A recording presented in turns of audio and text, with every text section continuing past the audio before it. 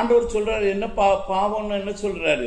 உன் சகோதரனை பகைத்தால் நீ மனுஷ கொலைபாதகன்னு சொல்றாரு.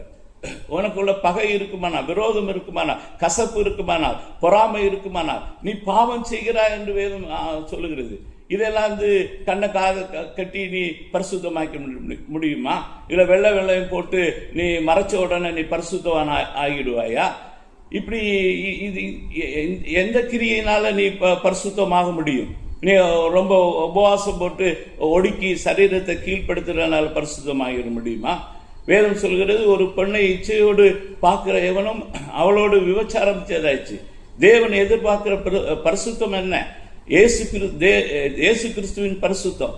சிந்தையில கூட நம்ம பாவம் செய்யக்கூடாது, நம்முடைய சொல்லால பாவம் செய்யக்கூடாது, நம்முடைய ஆவியில பாவம் இருக்கக்கூடாது.